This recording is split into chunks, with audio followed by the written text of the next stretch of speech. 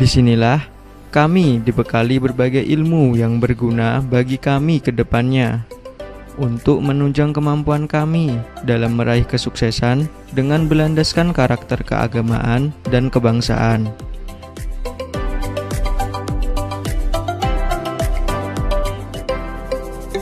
Kami disediakan dan dilengkapi dengan fasilitas yang memenuhi standar pembelajaran. Kami dibimbing oleh tenaga pendidik yang profesional dalam bidangnya. Kami dididik secara spesifik berkelanjutan demi tercapainya prestasi.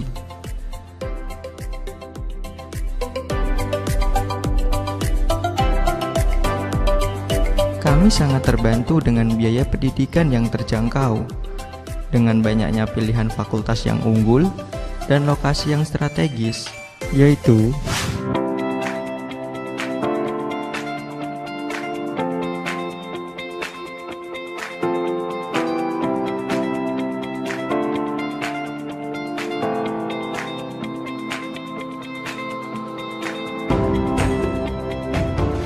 memudahkan kami menempuh pendidikan yang lebih tinggi dalam menggapai cita-cita.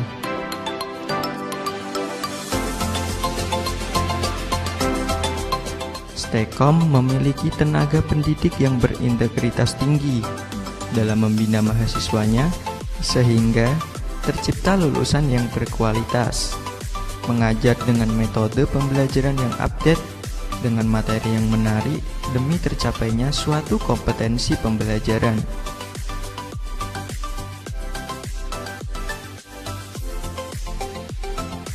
Mahasiswa mendapatkan ruang pembelajaran ber-AC yang nyaman dan bersih, dilengkapi dengan laboratorium, ruang praktikum, serta sarana dan prasarana untuk menunjang media pembelajaran.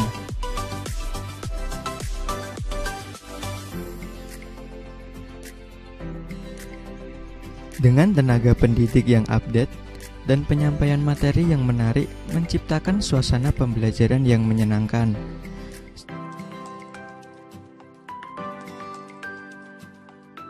STEKOM juga memiliki kerjasama dengan Disnaker dan berbagai perusahaan yang siap mengajakmu bergabung menjadi bagian dari mereka.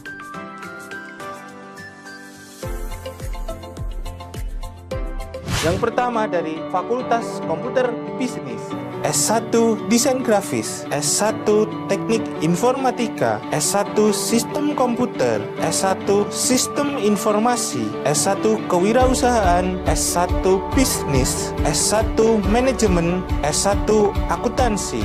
Fakultas yang kedua adalah Fakultas Vokasi, D4 Komputerisasi Akuntansi, D4 Manajemen Informatika, D3 Teknik Elektronika, D3 Komputer Grafis, D3 Teknik Komputer, D3 Kebidanan, D3 Manajemen Perdagangan, D3 Komputerisasi Akuntansi, D3 Manajemen Informatika.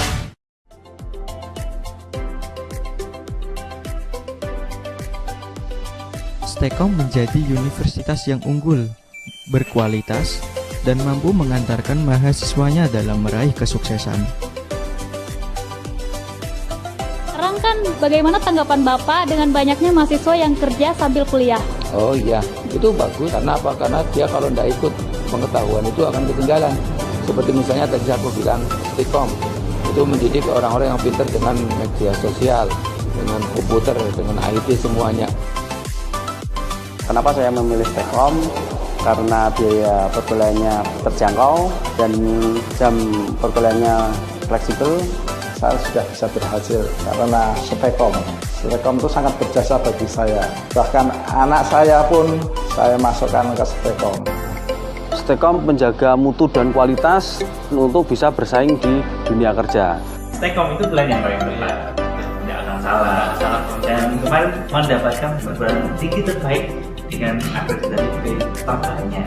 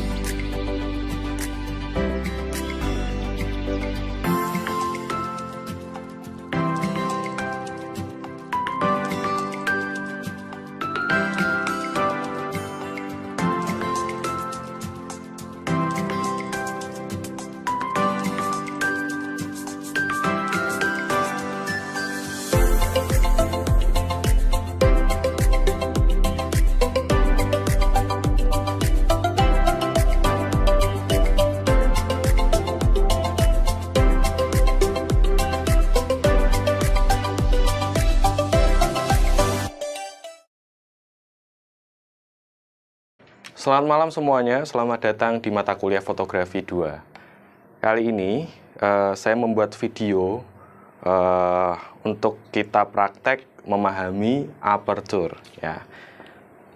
Nah, kemarin kita sudah belajar mode kamera ya. Jadi ada auto, manual, shutter speed priority, kemudian aperture priority, dan banyak lagi yang kita pelajari, dan hasil dari tiap mode kamera itu berbeda-beda, betul?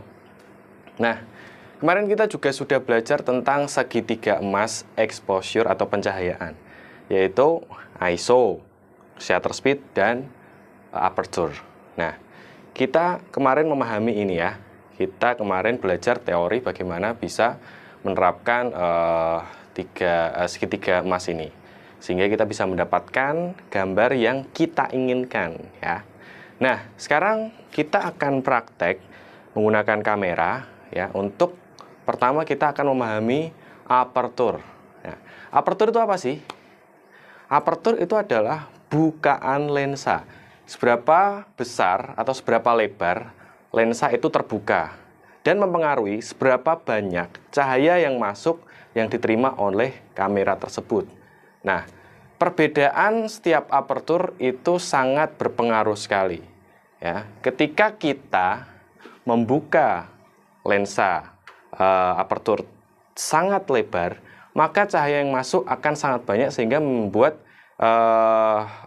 objek yang kita potret akan semakin terang.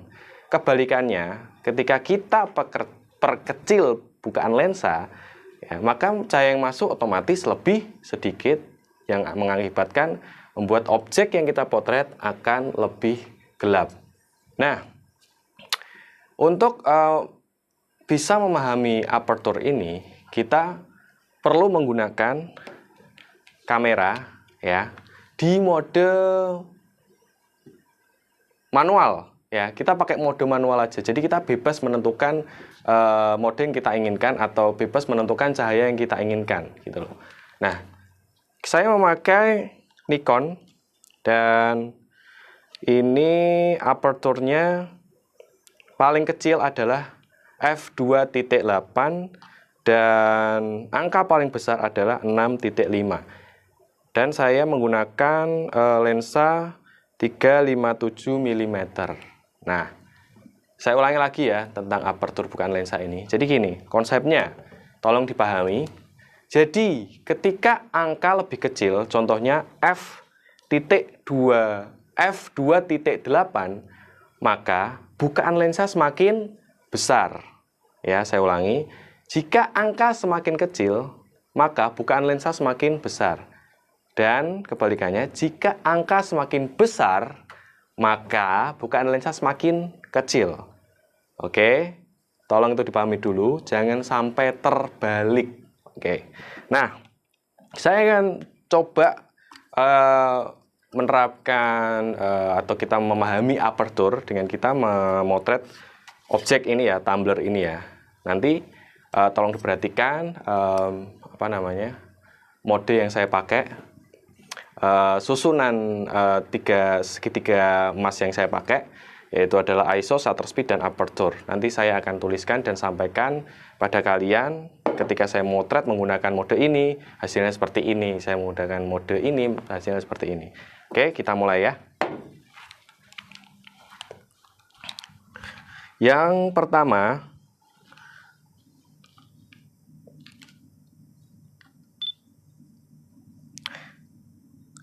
saya akan menggunakan f.8, ini yang paling besar nih, f.8, kemudian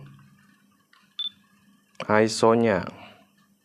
Berarti f.8 ini, cahaya yang kita dapatkan ya, aperture f.8 ini, cahaya yang kita dapatkan akan semakin sedikit. Maka, kita perlu mengurangi shutter speed-nya. Saya ini buat shutter speed menjadi 60/3.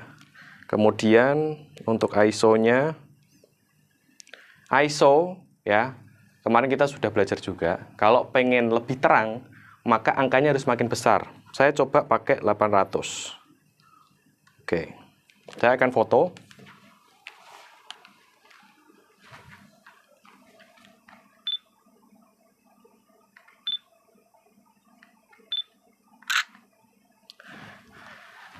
Nah, ini adalah hasil foto aperturnya 8.0, shutter speednya 60 second.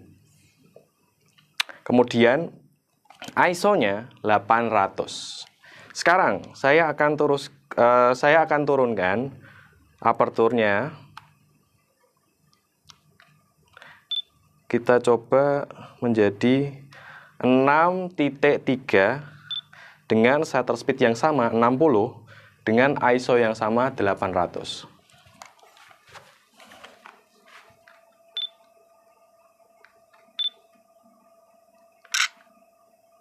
Nah, ini adalah hasil gambar dengan apertur 6.3, shutter speed sama ya, 60, kemudian ISO-nya 800. Sekarang, saya akan perkecil lagi aperturnya menjadi 5.6 dengan shutter speed 60, kemudian ISO-nya 800.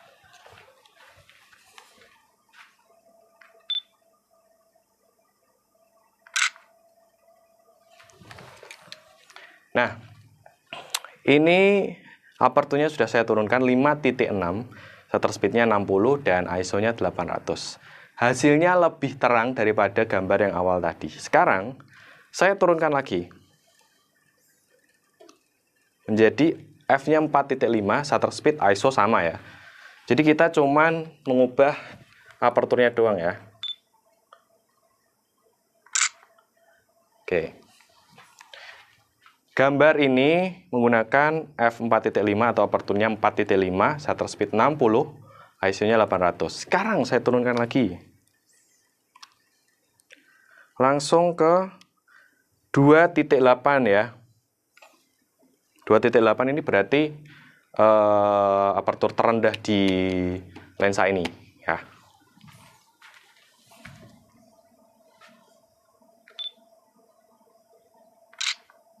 Nah, gimana? Hasilnya lebih terang ya. Jadi ketika kita perkecil angka aperturnya, maka cahaya yang masuk ke kamera kita itu akan semakin banyak ya. Nah, kemudian kita coba gambar ini lebih terang ya. Saya akan mengubah ISO-nya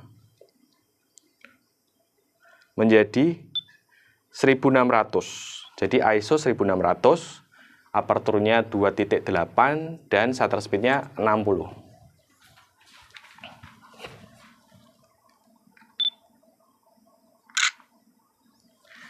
Nah, perhatikan gambar ini. Di gambar ini, cahaya yang kita peroleh itu terlalu besar atau terlalu banyak. Ya, karena kita pakai apertur paling kecil 2.8 dan ISO-nya kita naikkan. Itu membuat gambar kita over cahaya, terlalu terang. Maka kita bisa menaikkan apertur kita. Kita coba naikkan ya, ini dari f2.8. Kita naikkan menjadi f-nya 3.5 dengan ISO-nya sama, yaitu 1600 dan shutter speed-nya 60. Saya cuma menaikkan aperturnya aja menjadi 3.5.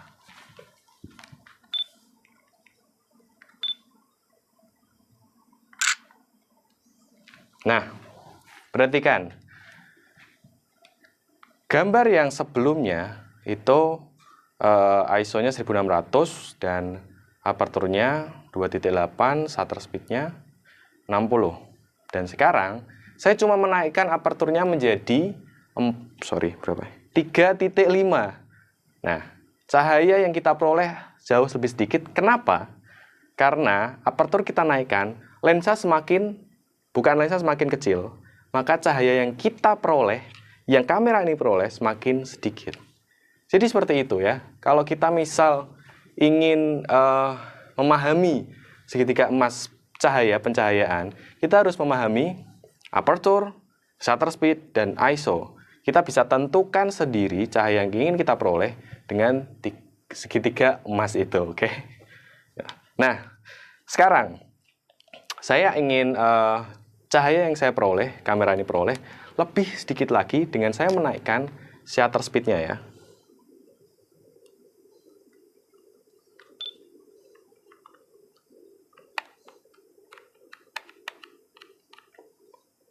Oke, saya naikkan menjadi 100 shutter speed-nya ya.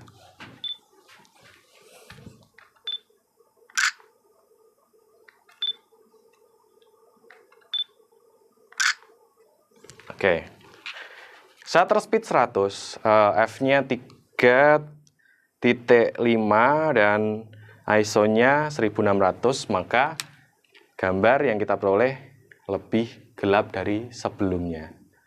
Ya, jadi seperti itu. Jadi kita bisa mengatur sendiri ya untuk mendapatkan cahaya yang kita inginkan. Jadi ya memang dalam basic kamera kalau kita pakai manual, full manual, kita harus pinter-pinternya untuk menyesuaikan kondisi ruangan atau di luar ruangan, berapa banyak cahaya yang kita peroleh. Misal kalau saya ini pakai cahaya ini, nah itu lampu itu.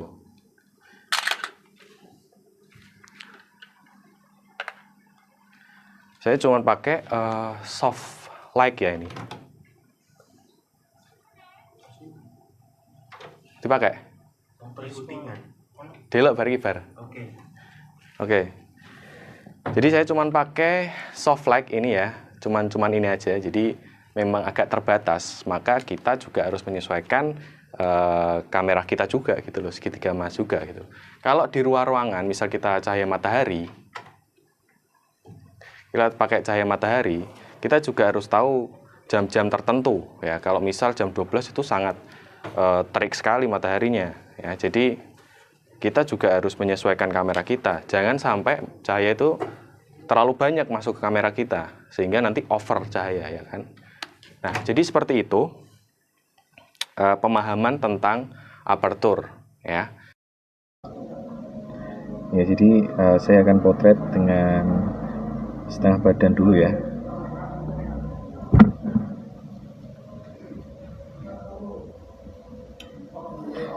Nah, kalian perhatikan cahaya yang kita peroleh dengan segitiga emas tersebut. Jadi ini yang kedua, kalian boleh tebak ya, apakah saya mengubah susunan exposure apa tidak.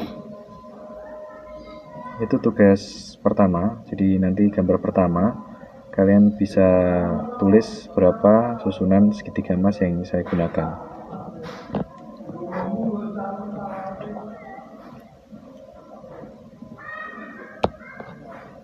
Oke, bisa kalian perhatikan cahaya yang diperoleh dari kamera dengan segitiga emas yang saya susun tadi ya. Kita bisa perhatikan cahaya yang menabrak di objek, di model, apakah terlalu terang atau tidak. Nah, sekarang saya akan coba potret 3/4 badan dengan ISO 100, aperture 5.6 dan shutter speed 100.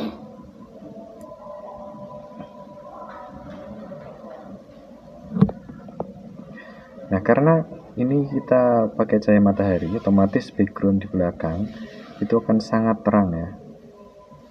Dan objek model itu sedikit mendapatkan cahaya karena tertutup oleh awan dan ada pohon juga.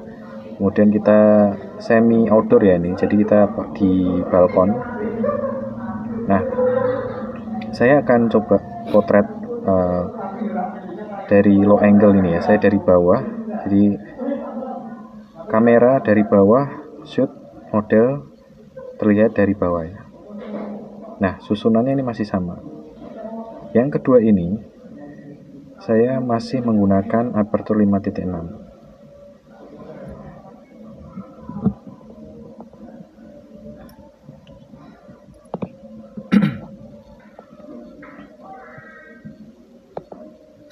Saya akan potret lagi yang kedua. Kalian boleh tebak gambar yang kedua ini berapa susunan exposure atau segitiga emas yang gunakan. Ini adalah tugas gambar yang kedua ya.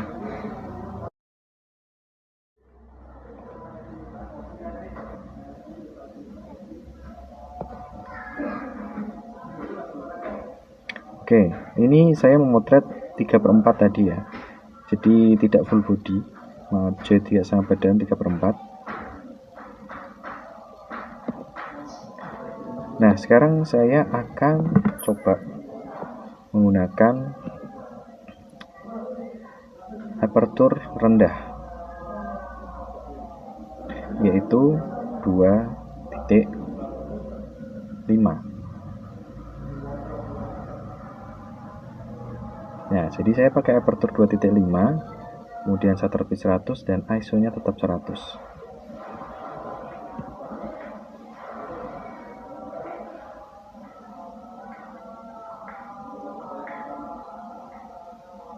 Nah, ini saya menggunakan ISO 100 dan ternyata terlalu terang ya.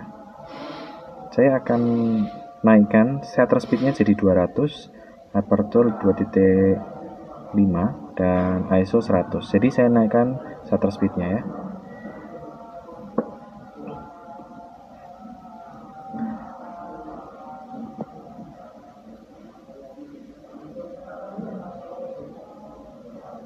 Baik, selanjutnya saya akan coba membuat background jadi bokeh atau ngedov ya. Jadi saya akan zoom, kemudian saya tetap shutter speed 200. Saya akan zoom dan saya ingin mendapatkan bokeh di background belakang. Oke, ini saya mulai zoom lensanya dan saya harus turunkan aperture-nya jadi kecil ya, sehingga dapat gambar bokeh. Nah, saya ini pakai zoom fokus ke wajah doang ya.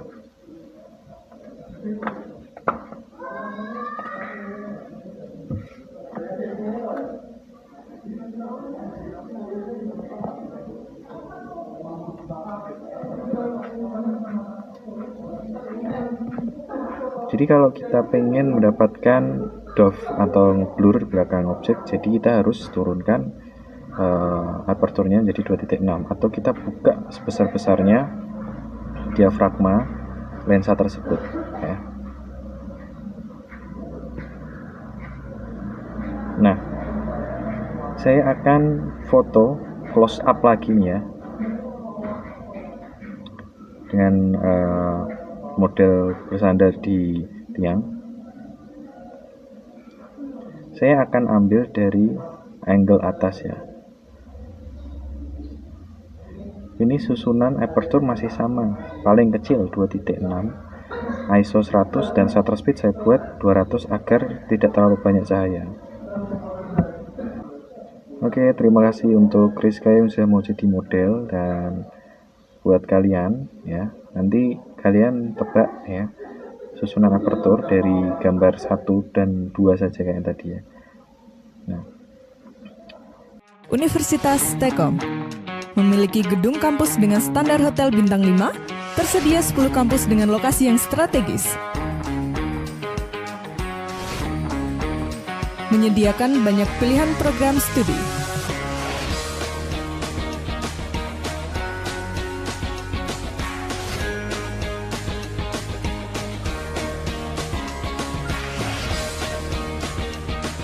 Setiap kelas dilengkapi dengan sarana dan prasarana penunjang pembelajaran yang terbarukan, sehingga proses pembelajaran di Universitas T-Kom terjamin kualitasnya. Tersedia kelas karyawan sehingga mahasiswa dapat kuliah sambil bekerja. Sistem mengajar dosen yang interaktif dan asik membuat suasana kelas pembelajaran lebih menyenangkan.